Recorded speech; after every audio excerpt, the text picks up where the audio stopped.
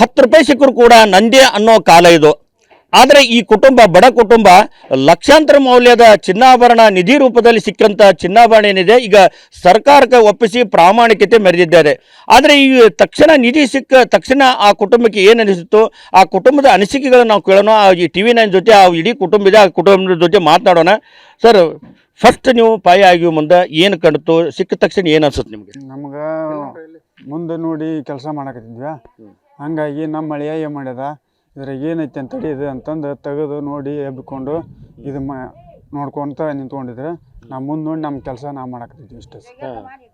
ಮುಂದೆ ಅದು ನೋಡಿದ ನಂತರ ಏನು ಅನ್ಸುತ್ತೆ ನಿಮಗೆ? ನಮ್ಗೆ ಏನು ಅನಿಸ್ಲಿಲ್ಲ ರೀ, ಬಿಗರ್ದ ಅಂತಂದು ಸುಮ್ಮನೆ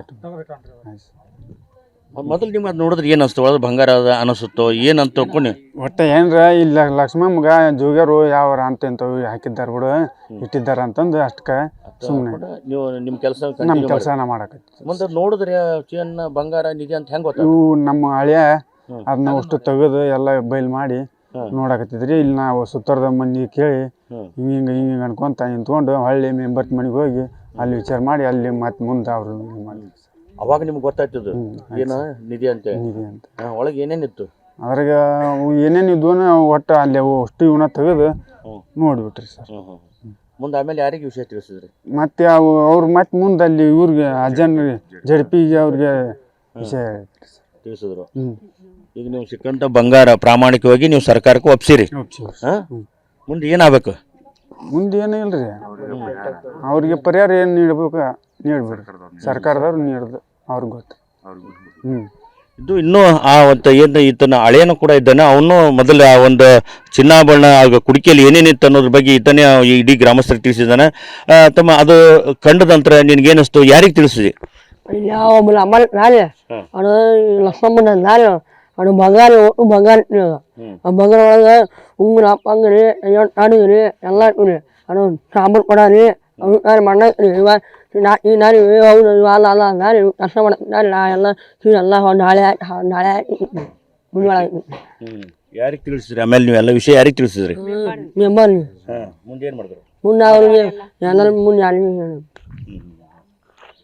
ಅಮ್ಮ ಇಷ್ಟೊಂದು ಬಂಗಾರ, ಯಾಕಂದ್ರೆ ಈಗ 10 ರೂಪಾಯಿ ಸಿಕ್ಕರು ನಂದೇ ಅನ್ನೋಂಥ ಕಾಲ. ನೀವು ಬಡತನ ಕುಟುಂಬ ಆದರೂ ಕೂಡ ಪ್ರಾಮಾಣಿಕವಾಗಿ ನೀವು ಎಲ್ಲ ವಿಷಯ ತಿಳಿಸಿ ಸರ್ಕಾರ ಗಮನಕ್ಕೆ ತಂದಿದ್ದೀರಿ.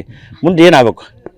ಮುಂದೆ ನಮಗೆ ಪ್ರಯಾಣ ಕೊಡೋಣ ನಾವು ದುಡಿ ಇವಾರಿ ನಮ್ಮ ಜನ ಓಡಾನ ನಮ್ಮ ಏನಾರ ಮನಿ ಹಾಕಿ ಎಲ್ಲ ಜನ ನೋಡೋಣ ಓಡಾನ. ಅದೆಲ್ಲ ಬಂಗಾರ ನೋಡಿ ಏನು ಅನಿಸುತ್ತಮ್ಮ ನಿನಗೆ? ಮ್ಯಾರ ಮಂದಾರ ಏನು ಅಂತೀನಿ ನಮ್ಮ ಈ ನನ್ನ ಮನಸ್ಸು ಅಲ್ಲ ನಮ್ದು ಅಲ್ಲ ಅಂತೀನಿ ನಮ್ದು. ನಿಮ್ದು ಎಷ್ಟು ವರ್ಷಗಳಿಂದ ಈ ಮನೆಯಲ್ಲಿ ಇದ್ದೀರಮ್ಮ ನೀವು? ನಾವು ಈಗ 2 ವರ್ಷ ರೀ 3 ವರ್ಷ ರೀ ಬನ್ನಿ ರೀ ನಾವು ನಮ್ಮ ಅಣ್ಣನ ಮನೆ ಇದ್ದೀವಿ ರೀ. ನಾವು ಇಲ್ಲ ಈಗ ಮನೆ ಬಿದ್ದ ನಂತರ ನಿಮ್ಮ ಅಣ್ಣವ್ರ ಮನೆಯಾಗ ಇದ್ರಿ. ಆದ್ರೆ ಇಲ್ಲಿ ನಿಮ್ಮ ಯಾರು ನಿಮ್ಮ ಹಿರಿಯರು ಎಷ್ಟು ವರ್ಷಗಳಿಂದ ಈ ಮನೆಯಲ್ಲಿ ಇದ್ರು? 10 ವರ್ಷ ಅವನ್ ಜನ 100 ವರ್ಷಗಳಿಂದ 10 ವರ್ಷ ಇಲ್ಲೇ ಇಲ್ಲ ರೀ. ಈಗ ದಡಪ್ಪನ ಮನೆ ರೀ. ಈಗ ಇವ್ರಪ್ಪ ಎಲ್ಲ ಹಿಡ್ಕೊಂಡಾರ ಮನಿನ ಹಿಡ್ಕೊಂಡು ನಾವು ಹೌದಾ? ಪೂರ್ವ ಏನು ಇತಿಹಾಸ ನಿಮ್ದು? ಪೂರ್ವಾರ ಮನಿ ಪೂರ್ವಿನ ಮನಿನ. ಈಗ ನಿಮ್ಮ ಗ್ರಾಮಸ್ಥರು ಈ ಬಡ ಕುಟುಂಬ ಆದರೂ ಕೂಡ ಇಷ್ಟು ದೊಡ್ಡ ಪ್ರಮಾಣದ ಬಂಗಾರ ಸಿಕ್ಕರು ಕೂಡ ಪ್ರಾಮಾಣಿಕವಾಗಿ ಅವರು ಸರ್ಕಾರಕ್ಕೆ ಒಪ್ಪಿಸಿದ್ದಾರೆ. ಏನು ಹೇಳಕ್ಕೆ ಇಷ್ಟಪಡ್ತೀರಿ ಕುಟುಂಬದ ಬಗ್ಗೆ? ಏನಂದ್ರೆ ಇವಾಗ ಅದು ಸಿಕ್ತು, ಇವರು ಕೊಟ್ಟರು, ಇದೆಲ್ಲ ಇದು ಮಾಡಿದ್ರು. ಅವ್ರು ಇವಾಗ ಇವು ನಮ್ಮ ಕುಟುಂಬದಲ್ಲಿ ಏನಾಗೈತೆ ಅಂದ್ರೆ ಭಯದ ವಾತಾವರಣ ಆಗ್ಬಿಟ್ಟದ್ರಿ ಇವಾಗ.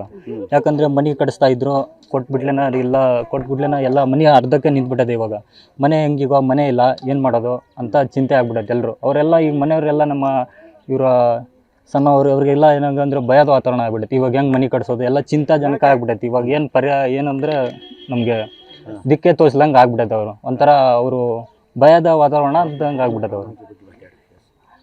ಈಗ ಗ್ರಾಮಸ್ಥರನ್ನು ಕೇಳೋಣ. ಸರ್, ಈಗ ಈ ಒಂದು ಕುಟುಂಬ ಬಡ ಕುಟುಂಬ ಇಂಥ ಸಂಕಷ್ಟದಲ್ಲೂ ಕೂಡ ದೊಡ್ಡ ಪ್ರಮಾಣದಾಗ ನಿಧಿ ಅಂದರೆ ಚಿನ್ನಾಭರಣ ರೂಪದಲ್ಲಿ ನಿಧಿ ಸಿಕ್ಕಿದೆ. ಆದರೂ ಕೂಡ ಅದಕ್ಕೆ ಆಸೆ ಪಡದೆ ಸರ್ಕಾರಕ್ಕೆ ಒಪ್ಪಿಸಿದ್ದಾರೆ. ಈ ಪ್ರಾಮಾಣಿಕ ಬಗ್ಗೆ ಏನು ಹೇಳ್ತೀರಿ ನೀವು ಗ್ರಾಮಸ್ಥರು? ಇದು ನಮ್ಗೆ ನಮ್ಮ ಊರಿನವ್ರಿಗೆ ಒಂದು ಹೆಮ್ಮೆ ಸುದ್ದಿನ ರೀ.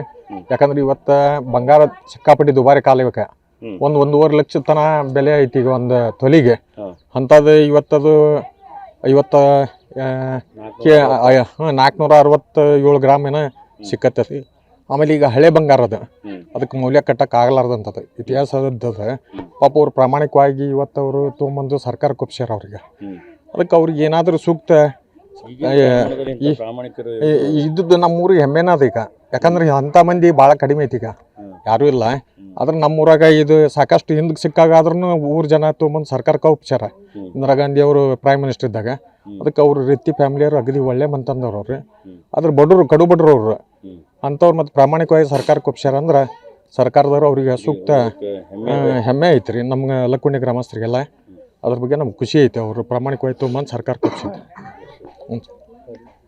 ಇದು ಏನು ಕುಟುಂಬಸ್ಥರು ಮತ್ತು ಗ್ರಾಮಸ್ಥರ ಮಾತು. ಏನು ಪ್ರಾಮಾಣಿಕವಾಗಿ ಎಂಥ ಬಡತನ ಇದ್ರೂ ಕೂಡ ಪ್ರಾಮಾಣಿಕವಾಗಿ ಸಿಕ್ಕಂಥ ನಿಧಿ ಈಗ ಸರ್ಕಾರ ಒಪ್ಪಿಸಿದ್ದಾರೆ. ಈಗ ಆ ಬಡ ಕುಟುಂಬಕ್ಕೆ ಆಸರೆ ಆಗಬೇಕು ಅನ್ನೋ ಒತ್ತಾಯ ಗ್ರಾಮಸ್ಥರು ಮತ್ತು ಈ ಕುಟುಂಬದವರು ಮಾಡ್ತಾ ಇದ್ದಾರೆ. ಕ್ಯಾಮ್ರಾಮನ್ ಶಂಭು ಜೊತೆ ಸಂಜೀವ್ ಪಾಂಡ್ರೆ, TV9 ಗದಗ್.